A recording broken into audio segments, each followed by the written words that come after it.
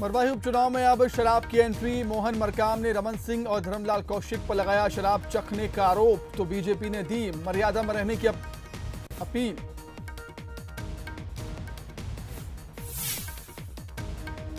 छत्तीसगढ़ में अभी नहीं होगी धान की खरीदी। मंत्रिमंडल उप समिति में लिया गया फैसला। बोले रविंद्र चौबे, केंद्र का सकारात्मक रुख नहीं। तो बोले धर्मलाल कौशिक, 2 साल में ही सरकार हाँफने लगी।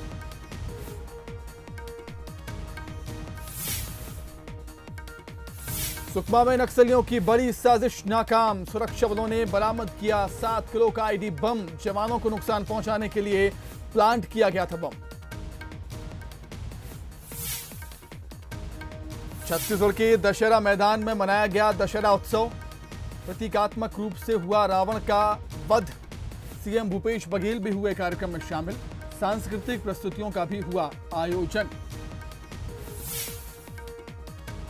सीएम भूपेश ने विजयादशमी पर की शस्त्र पूजा। प्रदेशवासियों को दशहरे की शुभकामनाएं दी। पुलिस अधिकारी कर्मचारी रहे मौजूद।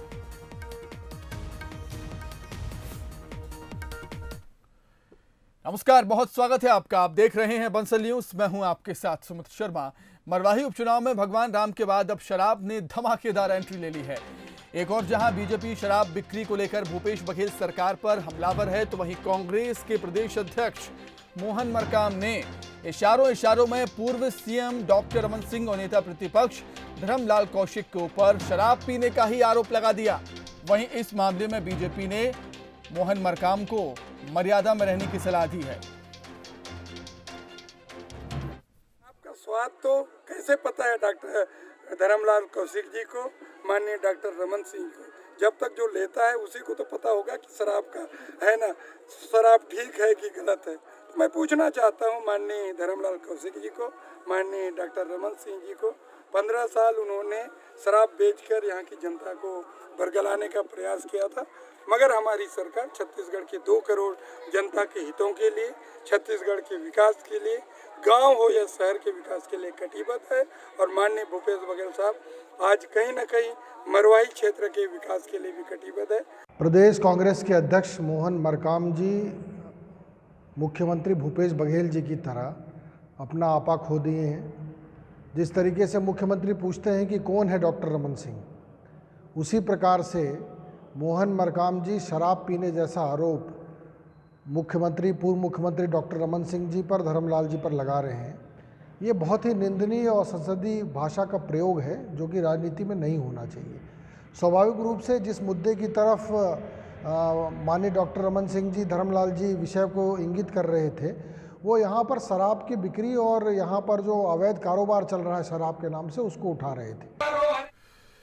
तो शराब पर झूमती सियासत पर अधिक चर्चा के लिए हम सीधे रुख करेंगे हमारे विशेष संवाददाता मोहन तिवारी का। मोहन, एक सीट मरवाही के लिए बीजेपी कांग्रेस एड़ी चोटी का जोर लगा रही हैं और बीजेपी कांग्रेस के जो राजनेता हैं व्यक्तिगत रूप से तीखी टिप्पणियां करते भी नजर आ रहे हैं।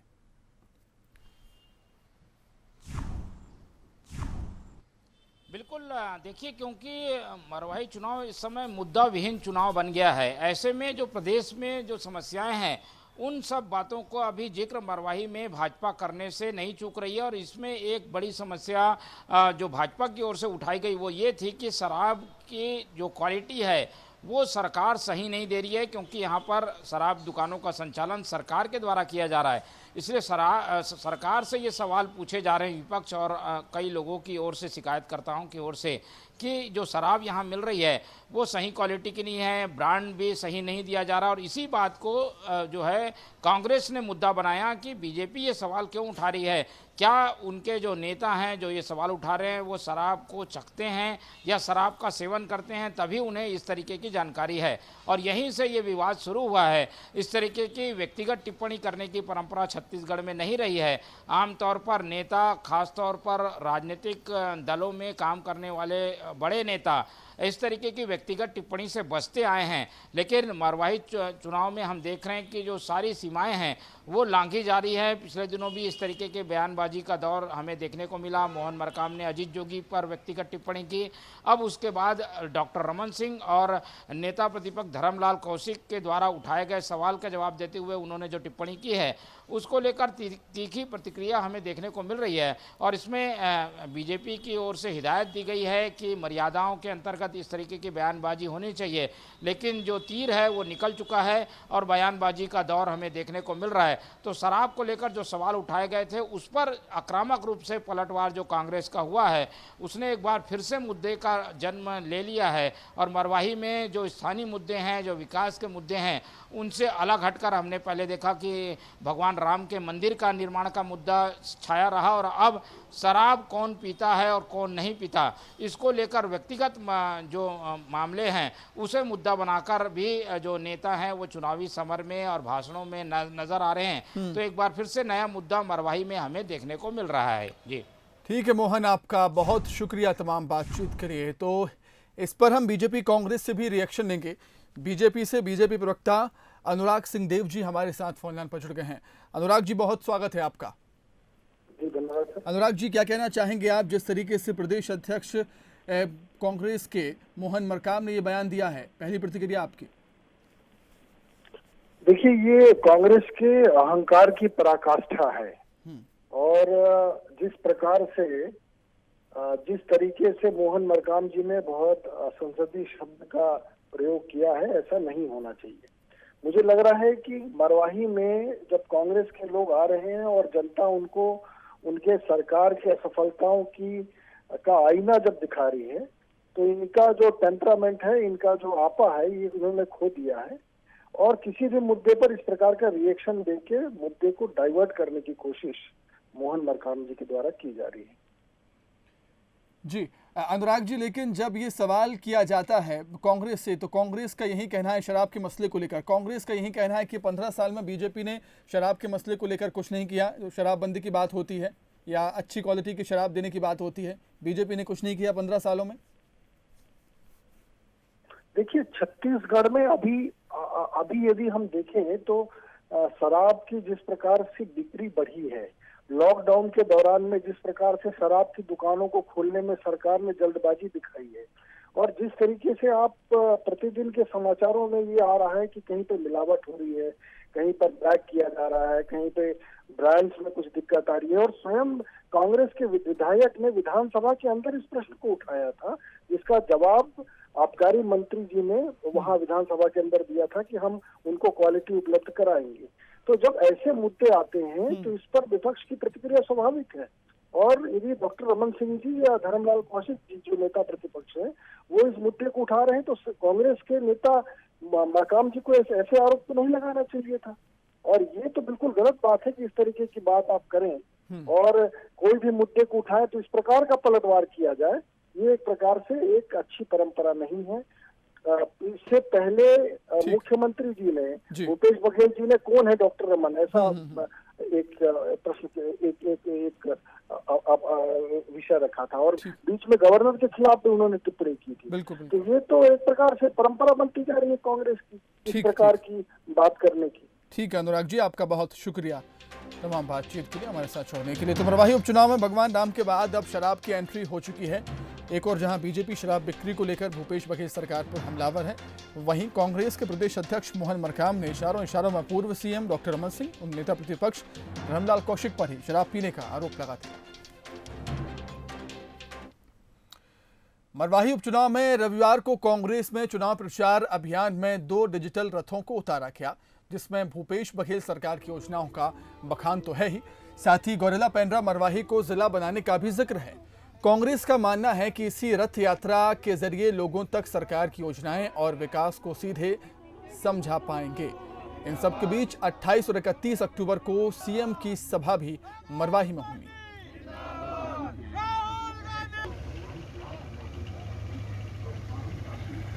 जो जैसे जिले का है, यहाँ जो निर्माण विकास कार्य उसका है, प्रदेश लेवल की कुछ चीज़ें हैं, तो वो माननीय मुख्यमंत्री जी का संदेश गांव-गांव तक पहुंचाने के लिए ये आपके रथ निकाला जा रहा है। छत्तीसगढ़ में 1 नवंबर से धान खरीदी नहीं होगी। धान खरीदी पर फैसला आगे मंत्रिमंडल उप समिति की बैठक में लिया जाएगा। वहीं बीजेपी और किसान संगठनों की मांग है कि 1 नवंबर से ही धान की खरीदी हो ताकि अर्ली वैरायटी के धान की बिक्री किसान कर सकें। इस मुद्दे पर बीजेपी ने सरकार को घेरना भी शुरू कर दिया है। वहीं किसान संगठनों से मुलाकात के बाद कृषि मंत्री रविंद्र चौबे ने कहा है कि कोरोना की वजह से देश में जूट उद्योग प्रभावित है, जिसके चलते बारदानों की कमी है। केंद्र से राज्य सरकार लगातार मांग कर रही है, लेकिन इस पर केंद्र का सकारात्मक रुख नहीं दिख रहा है। उधर धान खरीदी पर नेता प्रतिपक्ष धर्मलाल कौशिक ने आरोप लगाया है कि धान खरीदी के मुद्दे पर कांग्रेस सरकार 2 साल में ही हाँफने लगी। ये केवल किसान संगठनों की मांग नहीं है, हम लोग भी चाहते हैं और किसान भी चाहते हैं, लेकिन हिंदुस्तान में जूट उद्योग बंद है, बारदाने का संकट है। केंद्र सरकार से लगातार हमारी मांग चल रही है, आज भी केंद्र का सकारात्मक रुख हमें सामने दिखा नहीं है। इसलिए शायद 1 नवंबर की धान खरीदी के संदर्भ में लोग जो चाहते हैं, मैं ऐसा समझता हूं कि थोड़ा ये विलम्ब हो सकता है। अब इसके बारे में मंत्रिमंडलीय उपसमिति बैठेगी और निर्णय उसके बाद ही इसमें किया जाएगा। छत्तीसगढ़ सरकार धान खरीदी में 2 साल में ही हाँफने लगी है। प्रदेश के पूरे किसान संगठन और भारतीय जनता पार्टी लगातार मांग करते आ रही है कि 1 नवंबर से धान की खरीदी होनी चाहिए। धान की कटाई प्रारंभ हो गई है। औने पौने दाम में किसान बेचने के लिए मजबूर हो रहे हैं। ऐसे स्थिति में 1 नवंबर से खरीदी किया जाना उचित होगा। खबर सुकमा से है, जहां पर एक बार फिर नक्सलियों की साजिश नाकाम हुई है। सुरक्षा बलों ने नक्सलियों की साजिश को नाकाम किया है। सर्चिंग के दौरान आईडी बम बरामद किया, जिसको जवानों ने डिफ्यूज कर दिया। जवानों ने 7 किलो का आईडी बम बरामद किया है, जिसे डिफ्यूज किया है। जगर गुंडा मार्ग में तालाब के पास ये बम मिला था जवानों को, और सुरक्षा बलों को नुकसान पहुंचाने के लिए नक्सलियों ने ये बम प्लांट किया था। लेकिन एक बार फिर नक्सलियों की ये साजिश नाकाम हुई है।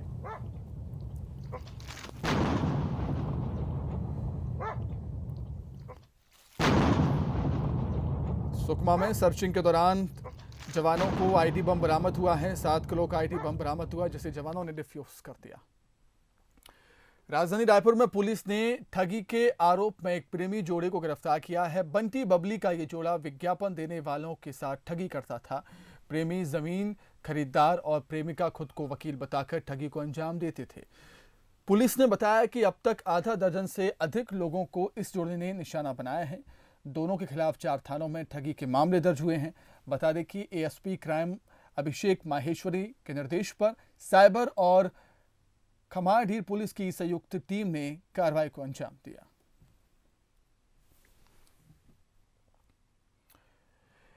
कोरोना में भी छत्तीसगढ़ में मंदी का असर क्यों नहीं पड़ा, तो इसका सीधा जवाब है कि यहां वनोपज संग्रहण का काम बंद नहीं किया गया, बल्कि डोर टू डोर वनोपज की खरीदी की गई। और आज आलम यह है कि यहां हजारों ग्रामीणों के चूल्हे जल रहे हैं। राज्य पर मंदी का भी ज्यादा असर नहीं पड़ा।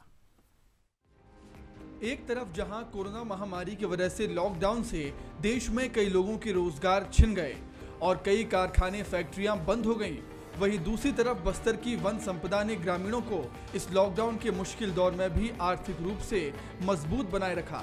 बस्तर में होने वाले महुआ, टोरा, चिरौंजी, काजू, इमली, हर्रा साल बीज की बम्पर पैदावार और उसका संग्रहण तय लक्ष्य से भी अधिक हुआ है। इसके अलावा इस साल तेंदुपत्ता संग्रहण भी बड़ी मात्रा में किया गया, जिससे ग्रामीणों को अच्छी आमदनी भी हुई है। निर्माण स्व सहायता समूह है, हम लोग 10 महिला हैं। चिरौंजी बीजा निकालते हैं, मशीन से निकालते हैं और छन्नी से निकालते हैं और छांटते हैं। हम लोग को रोजगार चाहते हैं, हमेशा चलते रहे। लॉकडाउन के बाद भी हम लोग को काम मिल रहा था। आंकड़ों पर नजर डालें तो इसी साल फरवरी से जून महीने तक बस्तर संभाग में 1 लाख क्विंटल वनोपज की खरीदी की गई। 28 करोड़ रुपये ग्रामीणों में बांटे गए। इसके अलावा 1,39,000 क्विंटल तेंदुपत्ता का संग्रहण किया गया और इसके लिए लगभग 1,30,000 हितग्राहियों को 56 करोड़ रुपये बांटे गए। वहीं काजू के संग्रहण और प्रसंस्करण में 6,000 ग्रामीणों को रोजगार मिलने के साथ ही उन्हें 4 करोड़ रुपये से अधिक की राशि बांटी गई। इस साल इमली की बम्पर पैदावार हुई और लगभग 32,000 क्विंटल संग्रहण किया गया। इमली संग्राहकों को 50 करोड़ रुपये से अधिक की राशि दी गई। लॉकडाउन का जो है पीरियड होने के बाद भी वन विभाग के द्वारा MFP कलेक्शन का काम घर घर जाकर हितग्राहियों से जो है कराया गया। फरवरी से जून के बीच 4 माह के भीतर लगभग सभी प्रजातियों को मिला के 1 लाख क्विंटल का संग्रहण जो है किया गया और 28 करोड़ जो है रुपए संग्राहकों में जो है वितरित किए गए। लगभग जो है 1,39,000 मानक बोरा तेंदूपत्ते का संग्रहण किया गया। लॉकडाउन के बाद से लगातार काम दिया गया है और अच्छा उसका नतीजा भी आया है। समूह के सभी सदस्य पूरे उत्साह से मतलब इस कार्य को अच्छे ढंग से किया और प्रति महीने जहां प्रोसेसिंग यूनिट हैं उनको 3 से 3500 तक का तो हो जा रहा है। कोरोना किसी के लिए काल बना, किसी का रोजगार छीन लिया, तो वहीं बस्तर में वनोपज से जुड़े लोगों पर कोरोना का असर कम रहा। इसमें सरकार की भी बड़ी भूमिका है। डोर टू डोर वनोपज को इकट्ठा करने की नीति काम आई और मंदी यहां ज्यादा कुछ नहीं कर सकी। प्रशांत गजभिये, बंसल न्यूज, जगदलपुर। रायपुर में रावण दहन इस बार फीका रहा। कोरोना को देखते हुए रावण भाटा में सीमित संख्या में ही लोग पहुंचे। इस कार्यक्रम में सीएम भूपेश बघेल भी शामिल हुए। उन्होंने यहां से संदेश दिया कि बुराई और अहंकार को मिटाकर ही जीवन के लक्ष्य तक पहुंचा जा सकता है। भूपेश ने कहा कि दशहरा बताता है कि कोई कितना भी शक्तिशाली क्यों ना हो, अगर अहंकारी है तो उसका नाश तय है। वैसे हर साल छत्तीसगढ़ का सबसे बड़ा रावण WRS कॉलोनी में जलाया जाता था, जिसकी ऊंचाई 101 फीट होती थी, लेकिन इस बार प्रशासन ने सिर्फ 10 फीट के पुतले की अनुमति दी। रायपुर में इस बार सिर्फ 10 से 12 जगह ही रावण दहन हुआ। कोरोना की वजह से भी रावण भाटा में इस बार कम लोग ही पहुंचे। यहां भी रावण का प्रतीकात्मक वध किया गया।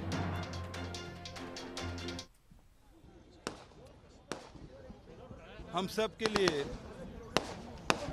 असत्य पर सत्य के जीत के रूप में, अंधकार पर प्रकाश के जीत के रूप में हम सब मनाते हैं और यही इस पर्व का संदेश है। मैं पूरे प्रदेशवासियों को बधाई देता हूं, शुभकामना देता हूं। सबके जीवन में खुशहाली आए, सब तरक्की करे, सुख शांति और समृद्धि आए। वहीं विजयदशमी के अवसर पर मुख्यमंत्री भूपेश बघेल ने राजधानी रायपुर स्थित अपने आवास में शस्त्र पूजा की। पुलिस अफसरों की मौजूदगी में विधि विधान के साथ सीएम ने सभी शस्त्रों का पूजन किया। इस अवसर पर सीएम भूपेश बघेल ने अधिकारियों, कर्मचारियों सहित प्रदेशवासियों को विजयादशमी पर्व की शुभकामनाएं दी। रायपुर में 500 साल पुराने मठों में शस्त्र पूजा हुई। पुलिस लाइन में SSP अजय यादव ने पूजा की है और हवाई फायर भी किया और मां काली को नमन किया। उन्होंने कहा कि बुराई पर अच्छाई की जीत का ये जश्न है। ऐतिहासिक परंपरा आज भी जिंदा है। कोविड-19 के असर ने धार्मिक आयोजनों में लगने वाली भीड़ को कम किया है। शहर की पुरानी बस्ती इलाके में जैतू साव मठ में विशेष पूजा की गई। बेमेतरा के नवागढ़ में शमी गणेश महामाया शारदा पर्यटन समिति ने महाआरती का आयोजन किया। महामाया तालाब में गंगा आरती और मां महामाया की आरती की गई। लगातार चौथी बार समिति ने महाआरती का आयोजन किया। इस बार संसदीय सचिव गुरुदयाल सिंह बंजारे कार्यक्रम में शामिल हुए। उन्होंने क्षेत्र की सुख शांति के लिए प्रार्थना की। समिति अध्यक्ष विकासधर दीवान ने बताया कि 3 साल से आयोजित हो रहे इस कार्यक्रम में सभी नगरवासी आस्था के साथ शामिल होते। गंगा आरती का कार्यक्रम था। आज पूरे देश में कोरोना महामारी चल रही है, उसको देखते हुए सोशल डिस्टेंस का पालन करते हुए परंपरा है उसको चलाना है। उसी के तहत यह कार्यक्रम हुआ, जिस कार्यक्रम में हम सबके बीच में क्षेत्र के विधायक जी उपस्थित हुए, नगर पंचायत के अध्यक्ष जी, वह समस्त सभी पार्टियों के और सभी समाज के सब लोग यहाँ उपस्थित होकर यह गंगा आरती महामाया माता की आरती में सम्मिलित हुए। यह प्रतिवर्ष की भांति इस वर्ष भी ये कार्यक्रम संपन्न हुआ। नवरात्रि का महापर्व चल रहा है, उसी के तारतम्य में यहाँ महाआरती का आयोजन किया गया था, जिसमें नवागढ़ नगर पंचायत के समस्त यहाँ के नागरिकगण, सारे नेतागण, कार्यकर्तागण सम्मिलित हुए हैं, श्रद्धालु भी सम्मिलित हुए हैं, उसी में मैं। कोरोना के कहर ने किसी को नहीं बख्शा, चाहे इंसान हो या जानवर हो, हर कोई बेहाल है। लॉकडाउन से लेकर अनलॉक तक लाखों रुपयों का घोड़ी बग्घी कारोबार भी चौपट हो गया है। धंधे से जुड़े लोगों ने के सामने 2 वक्त की रोटी जुटाने की मुश्किल तो आ ही गई है, इनसे जुड़े हुए बेजुबान जानवर भी भूखमरी की कगार पर खड़े हैं। ये वो शाही बग्घी है जो शादी ब्याह बारातों में लोगों की शान और शौकत में 4 चांद लगाती है, लेकिन पिछले 7 महीने से इन बग्घियों पर धूल पड़ी है। कोरोना की वजह से शादी में शाही बग्घी खींचने वाले ये घोड़े और उनके सारथी भूखमरी की कगार पर हैं। मौजूदा हालात की वजह से इनका कारोबार ठप पड़ा हुआ है। जिन घोड़ों को कभी चना खिलाया जाता था, अब उन्हें सूखी घास खिलाने को ये सारथी मजबूर हैं। पहले क्या हम लोग बुकिंग चलते रहती थी शादी वादी का, तो घोड़ों का खर्चा, घर का खर्चा सब बढ़िया चलता था। जब से बुकिंग सब कैंसिल हो गई, शादी पहले हम लोग ऑर्डर एडवांस लेके रखे थे, सब शादियां कैंसिल हो गई। शादी कैंसिल होने से क्या है, अब जानवरों को तो खिलाना है, जैसे भी करके या कर्ज ले करके जो चीज़ रखें वो बेच बाच करके इस जानवरों का हम लोग पेट पाल रहे हैं और अपना पेट पाल रहे हैं। चना भी खिलाते हैं, चोकर भी खिलाते हैं, लेकिन पहले क्या एक जानवर अगर 2 किलो भी खा रहा है तो अभी आधा किलो 1 किलो खा रहे हैं, कम मात्रा पे दे रहे हैं। वैसे ये लोग इस उम्मीद में फिर से तांगा को सड़कों पर लेकर घूमने तो लगे हैं कि कहीं से एक मुसाफिर इस पर बैठने को मिल जाए, कुछ तो कमाई हो। लेकिन तांगा और आधुनिकता दोनों एक दूसरे के दुश्मन हो गए हैं। सिर्फ शादी में ही इन्हें याद किया जाता है। अभी तो खराब स्थिति है अपना, ये अब बग्घी सब लॉकडाउन में खड़ी हो गया, सब धूल खा रहे हैं, खाने पीने सब इसको रखने का व्यवस्था बड़ा गड़बड़ है। इसके नाम से अभी धूल खा जब चालू हो जाएगा फिर वही चलेगा। जैसे मिल जाता था सवारी आसपास, जैसे सकरी है, काठा कोनी है, गनियारी है, ये सब मस्तूरी है, इस तरफ चलते थे। अब कोई पूछते नहीं। शादी ब्याह तो इस साल तो पूरा गया है लॉकडाउन में। अब ये जो है जब शादी ब्याह चालू हो जाएगा तब समझ लो चालू होगा। इनको जो है बस वो गैया वाला चारा खिला रहे हैं, जो चारा मिलना चाहिए वो नहीं मिल पा रहा, जो दाना मिलना चाहिए दाना नहीं मिल पा रहा है। कोरोना कब वापस जाएगा और हालात कब सामान्य होंगे ये कोई नहीं जानता। फिलहाल तो अपनी और अपने परिवार की जिंदगी के साथ साथ दरवाजे पर बंधे इन बेजुबान घोड़ा घोड़ी की जिंदगी बचाने की चिंता इन्हें सता रही है। दिन ब दिन कर्ज का बोझ भी बढ़ता ही जा रहा है। ऐसा नहीं है कि कोरोना ने सिर्फ इंसानों को ही प्रभावित किया है, परेशान तो ये बेजुबान भी है जिन्हें शक्ति का प्रतीक माना जाता है। हालात देखिए कि कभी अपने दम पर इंसानों का घर चलाने वाले ये बेजुबान आज खुद के खाने के लिए हालात से समझौता कर बैठे हैं। कैमरामैन प्रकाश राव के साथ उमेश मौर्य, बंसल न्यूज़, बिलासपुर।